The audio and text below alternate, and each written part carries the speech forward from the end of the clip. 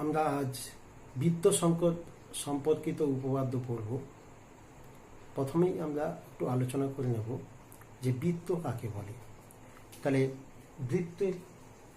বৃত্ত একটি বক্ররেখা দ্বারা সীমাবদ্ধ সমতলিক চিত্র, যার প্রত্যেকটি বিন্দু একটি নির্দিষ্ট বিন্দু থেকে সমদূরবর্তী হয়। প্রতিটি বিন্দু যার সীমারেখার উপর প্রত্যেকটি বিন্দু একটি নির্দিষ্ট বিন্দু থেকে সমদূরবর্তী হয়, সেই সীমাবদ্ধ সমতলিক চিত্রটিকেই আমরা বৃত্ত বলবো। তাহলে যার ওই নির্দিষ্ট বিন্দু যেটাকে বলা হচ্ছে সেটা বৃত্তের কেন্দ্র, আর নির্দিষ্ট দূরত্বটাকে বলবো বৃত্তের ব্যাসার্ধ। তাহলে আবার দেখো, বৃত্তের জ্যা কাকে বলবো? বৃত্তের জ্যা কাকে বলবো না, বৃত্তের জ্যা হলো বৃত্তের পরিধির উপরে যে কোনো দুটো বিন্দু নাও, বৃত্তের পরিধির উপর যে কোনো দুটো বিন্দু নাও, তাদের সংযোজক সরলরেখাংশটাকে আমরা একটা বৃত্ত বলবো। তারপর দেখো, এখানে একটা বিন্দু, এখানে একটা বিন্দু, এটাও একটা বৃত্তের জ্যা বলবো। সিমিলারলি এটাও কিন্তু একটা বৃত্তের জ্যা, যেটা কেন্দ্র দিয়ে গেছে। তাহলে এটাই হচ্ছে সবচেয়ে বৃহত্তম জ্যা। তাহলে সবচেয়ে বৃহত্তম জ্যাটাকে কি বলবো? অবশ্যই ব্যাস বলবো। আমরা এবারে আলোচনা করে নেব তিনটি অসমরেখ বিন্দু দিয়ে কেবলমাত্র একটি বৃত্তই অঙ্কন করা যায়। তাহলে দেখো, আমরা বোর্ডে দেখতে পাচ্ছি এ বি সি তিনটি অসমরেখ বিন্দু। যেহেতু অসমরেখ বিন্দু, এ বি সি পরপর যুক্ত করে আমরা একটি ত্রিভুজ আঁকতে পারি। এখন দেখো, আমরা নবম শ্রেণীতে পড়েছিলাম ত্রিভুজের তিনটি বাহুর লম্ব সমদ্বিখণ্ডক তিনটি সমবিন্দু। তাহলে নিয়ম অনুযায়ী যদি বিসির লম্ব সমদ্বিখণ্ডক আঁকি, বিসির মধ্যবিন্দু দিয়ে যাবে এরকম একটি রেখাংশ, এসির মধ্যবিন্দু দিয়ে যাবে এসির ওপরে লম্ব, আমরা এসির লম্ব সমদ্বিখণ্ডক আঁকতে পারি। আবার তৃতীয়টা আঁকতেও পারি, নাও পারি এ বি এর লম্ব সমদ্বিখণ্ডক, সেটাও তাহলে ওই আগের ছেদ বিন্দু দিয়ে যাবে, সেটা ধরো এ। এবার দেখো, আমরা যদি ও এ, ও বি, ও সি জয়েন করে দিই, তাহলে দেখো খুব সহজেই দেখো ও বি, এটা যদি ডি, মধ্যবিন্দুগুলো ডি ই এফ হয় তিনটি বাহুর, তাহলে ও বি ডি, ও সি ডি সর্বসম হবে। কেন? এটা দেখো লম্ব, এইটা মধ্যবিন্দুর জন্য ডি, মধ্যবিন্দুর জন্য দুটো রেখাংশ সমান, এটা কমন সাইড। তাহলে সাইড অ্যাঙ্গেল সাইড থেকে এই দুটো ত্রিভুজ সর্বসম। তাহলে দুটো সর্বসম ত্রিভুজের করসপন্ডিং পার্ট, তাহলে আমরা কি বলতে পারি? O B equal to O C. একই রকম ভাবে এই পাশাপাশি দুটো ত্রিভুজ সর্বসম, সেক্ষেত্রে O C equal to O A. তাহলে দেখো, O A equal to O B equal to O C পেয়ে গেলাম। তাহলে এখন দেখো, ও এ ব্যাসার্ধ নিয়ে আমরা যদি একটা ওকে কেন্দ্র করে কম্পাস নিয়ে ঘোরাই, তাহলে একটা আমরা বৃত্ত পাবো, যেটা এবিসি বিন্দু দিয়ে যাবে। তাহলে এটা খুব সহজেই আমাদের এবিসি ত্রিভুজের পরিবৃত্ত পেলাম। এখন আমার কোশ্চেন ছিল কি, তিনটি অসমরেখ বিন্দু দিয়ে কেবলমাত্র একটি বৃত্ত পাওয়া যাবে, বা one and only one circle can be drawn through three non collinear points. সেটা কি করে আমরা বোঝাবো? না দেখো, যেহেতু তিনটে বিন্দু নির্দিষ্ট দেওয়া ছিল, তাহলে তোমাদের তিনটে বিন্দুর সংযোজক সরলরেখাংশগুলো A B B C C, সেগুলোও কিন্তু ফিক্সড, নির্দিষ্ট। আবার তাদের পারপেন্ডিকুলার বাইসেক্টর লম্ব সমদ্বিখণ্ডকগুলোও কিন্তু নির্দিষ্ট, এবং তাদের ছেদ বিন্দু ওটাও নির্দিষ্ট। তাহলে ও নির্দিষ্ট, ও থেকে ও এ, ও বি, ও সি তিনটি ব্যাসার্ধ, সেগুলোও নির্দিষ্ট। তাহলে ওকে কেন্দ্র করে ও এ ব্যাসার্ধ নিয়ে যে বৃত্তটা পেলাম, সেটাও কিন্তু নির্দিষ্ট হলো। এটি একটি খুব সুন্দর উপপাদ্য। তাহলে এই উপপাদ্যটি কিন্তু তোমাদের পাঠ্যক্রমের অন্তর্ভুক্ত নয়, মানে পরীক্ষাতে দেওয়া হবে না, কিন্তু প্রমাণটা যেটুকু বোঝালাম এটুকু মনে রেখো। নেক্সট আমরা একটা উপপাদ্য পড়ব। উপপাদ্যটা কি? বৃত্ত সম্পর্কিত উপপাদ্য, যে ব্যাস নয় এরূপ কোনো জ্যায়ের ওপর বৃত্তের কেন্দ্র থেকে লম্ব অঙ্কন করা হলে ওই লম্ব জ্যাটিকে সমদ্বিখণ্ডিত করবে। কেমন? তাহলে আমরা এক্ষেত্রে একটি বৃত্ত এঁকে নিলাম, যে কোনো বৃত্ত। এই বৃত্তের ব্যাস নয় কেন্দ্র দিয়ে তার মানে যাবে না, ব্যাস নয়, এরকম একটি জ্যা হলো ধরো এবি, কেমন, ব্যাস নয়, ব্যাস হলে কেন্দ্র ও দিয়ে যেত, তাহলে এটা কিন্তু এবিটা জ্যা, শুধুমাত্র জ্যা, ব্যাস হলো না। এবার ও বিন্দু থেকে এবি এর উপরে যদি লম্ব টানা যায়, ঠিকঠাক লম্ব যদি টানা যায়, সেটা ধরি ডি বিন্দুতে ছেদ করলো, ও থেকে জ্যায়ের উপর ওডি লম্ব টানা হয়েছে, তাহলে বলছে যে জ্যাটাকে নাকি সমান দুই ভাগে ভাগ করবে। তাহলে এখানে কি প্রদত্ত দেওয়া আছে, প্রদত্তটা লিখে ফেলি। প্রদত্তটা ও কেন্দ্রীয়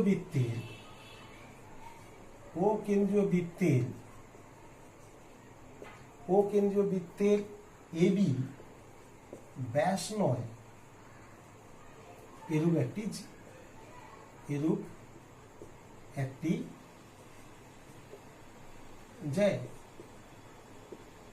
আর কি ওডিটা এবি এর উপর লম্ব। এরপরে কি প্রামাণ্য বিষয়, তাহলে কি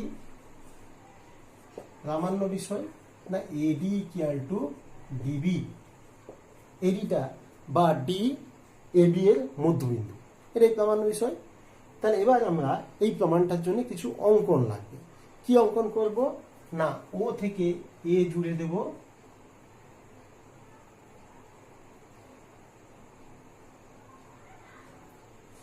ও থেকে বি জুড়ে দেব। তাহলে অঙ্কনটা লিখে ফেলো।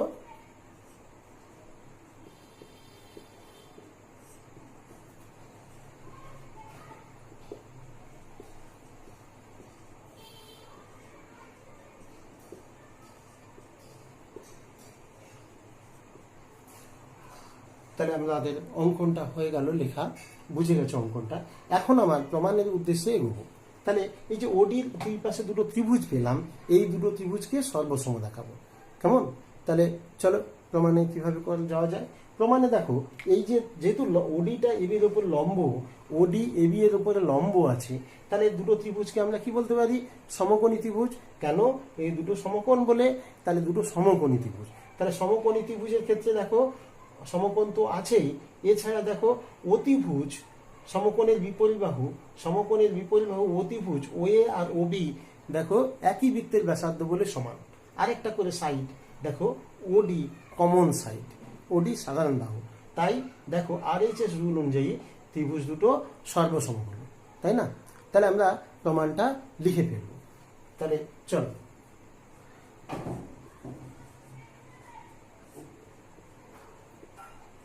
যেহেতু ওডি পারপেন্ডিকুলার টু এবি, তাহলে দেয়ারফর কি হলো, angle ODA equal to angle ODB সমান 90 ডিগ্রি। তাহলে দেয়ারফর দুটো ত্রিভুজই সমকোণী ত্রিভুজ ও এডি ও ত্রিভুজ ও বিডি দুটোই কিন্তু সমকোণী ত্রিভুজ। সমকোণী ত্রিভুজের এক নম্বরে তাহলে অ্যাঙ্গেলগুলো দেখো, ODA equal to ODB equal to 90 degree. কারণটা কি, যেহেতু তোমাদের ওডিটা পারপেন্ডিকুলার টু এবি, তাই প্রত্যেকটা কোণ সমকোণ। তাহলে রাইট অ্যাঙ্গেল হয়ে গেল। আর এইচএস এর হাইপোটেনিউজ অতিভুজ এবি সমান অতিভুজ ওএ সমান অতিভুজ ওবি। 3 নম্বর আরেকটা সাইড, কোন সাইড না, ওডি সাধারণ বাহু,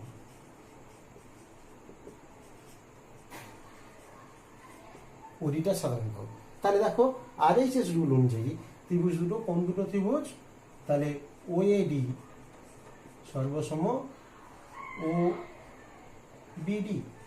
তাহলে পাশে কি লিখবে, RHS সর্বসমতার শর্ত অনুযায়ী। তাহলে আমরা পাশে লিখতে পারি RHS, তাহলে ওডি সাধারণ বাহু হলো, ওএডি ওবিডি সর্বসম ত্রিভুজ হলো কি রুল অনুযায়ী, RHS সর্বসমতা অনুযায়ী। তাহলে সে কথাটা লিখবে। তাহলে যেহেতু দুটো ত্রিভুজ ওএডি ওবিডি সর্বসম হলো এই দুটো ত্রিভুজের 6 পার্ট, করসপন্ডিং 6 পার্টস আর ইকুয়াল, 6টি অংশ সমান হয়ে যাবে। তাহলে অবশ্যই দেখো ওডি বরাবর যদি আমি এটা একটা প্লেট করে কাটি, তাহলে দেখো বাঁদিকে ত্রিভুজের উপর ডান দিকে ত্রিভুজটা ঠিকঠাক প্রজেক্ট হবে। তাহলে ওবিটা অবশ্যই ও এর উপরে যেমন পড়বে, তাহলে আমরা ডিবিটা কোথায় গিয়ে পড়বে, অবশ্যই এডির উপর পড়বে। তাহলে তাহলে লিখতে পারি কি, therefore AD equal to DB. কেন হলো AD equal to DB? Corresponding part of two congruent triangles. তাহলে দেখো এখানে যে সর্বসম ত্রিভুজের অনুরূপ অংশ, সর্বসম ত্রিভুজের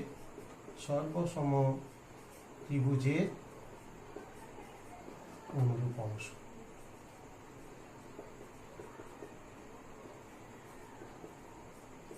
এবার তোমরা যেটা বলি, তোমরা পরীক্ষাতে লিখলে ভালো করবে যে অতএব প্রমাণিত হলো যে ব্যাস নয় এরূপ কোনো জায়ের ওপর বৃত্তের কেন্দ্র থেকে লম্ব টানা হলে ওই লম্ব জাটিকে সমদ্বিখণ্ডিত করে।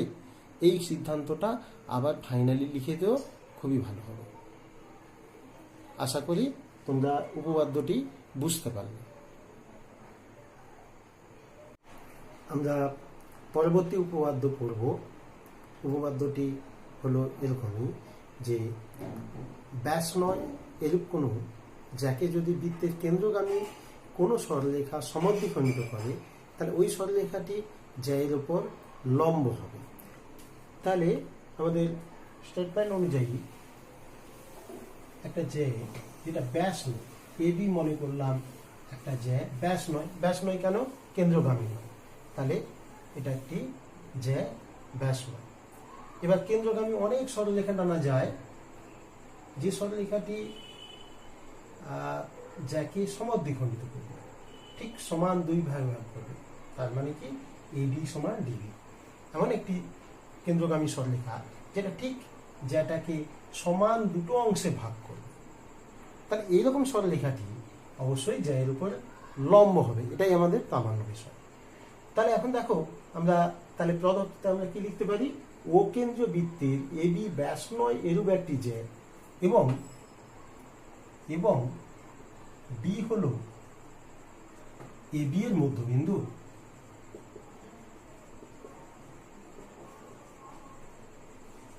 অর্থাৎ আমাদের কি দেওয়া থাকলো, ডি এবি এর মধ্যবিন্দু মানে এডি সমান বিডি, এটাই দেওয়া আছে।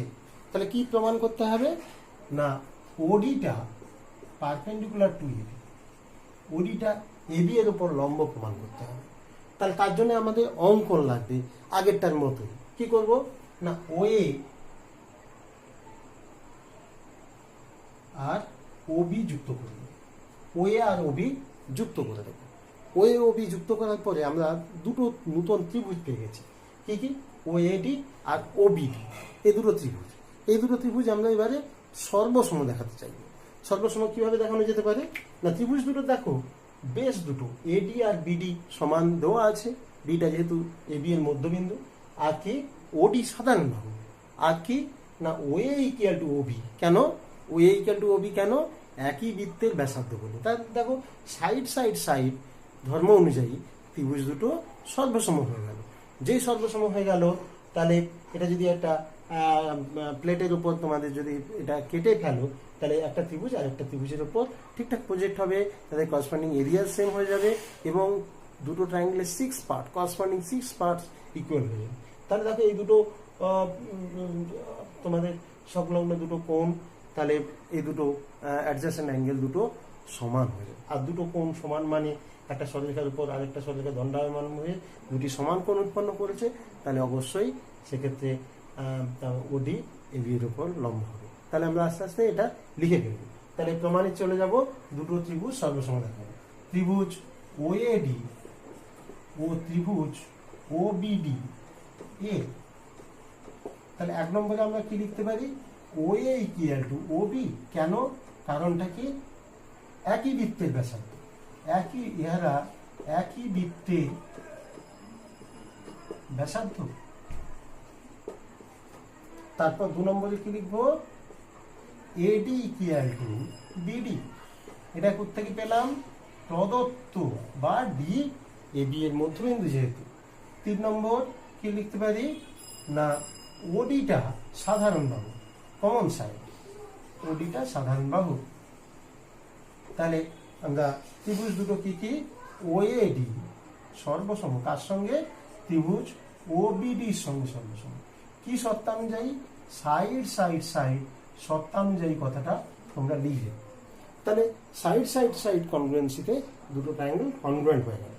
যেই কনগ্রুয়েন্ট হয়ে গেল তাহলে দুটো ট্রায়াঙ্গেলের 6 পার্টস, 6টা অংশ, অনুরূপ অংশ সমান হবে। তাহলে আমরা কি লিখতে পারি, দেয়ারফর আমরা লিখতে পারি angle ADO equal to angle BDO. তাহলে পাশে কি লিখবো, পাশে লিখবো সর্বসমতিভুজের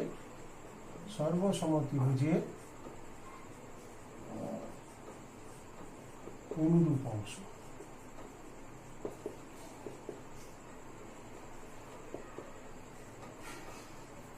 এখন দেখো আমরা এখানে ল্যাঙ্গুয়েজ না লিখে দেখো দুটো অ্যাডজেসেন্ট অ্যাঙ্গেল, সংলগ্ন দুটো কোণ, এই দুটো কোণের যোগফল দেখো।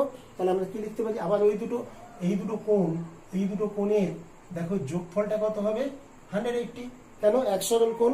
তাহলে আবার আমরা কি লিখতে পারি, অ্যাঙ্গেল এডিও যোগ অ্যাঙ্গেল বিডিও, এক সরল কোণ বা 180 ডিগ্রি। তাহলে দুটো কোণই কিন্তু সমান। এডিওর জায়গায় আমরা কি লিখতে পারি, এগেন আরেকটা এডিওর জায়গায় কি লিখবো, এটা না বিডিও প্লাস বিডিও সমান 100 ডিগ্রি। তাহলে এখান থেকে আমরা ডান দিকে, আমার নিচে জায়গা কম আছে, তাহলে আমরা ডান দিকে লিখছি 2 বিডিও ইকুয়াল টু 180 ডিগ্রি। 2 দিয়ে কাটাকুটি করো, তাহলে 90 ডিগ্রি। তাহলে আমরা ফেস করে তোমরা নিচে লিখবে যে বিডিও অ্যাঙ্গেল 90 ডিগ্রি।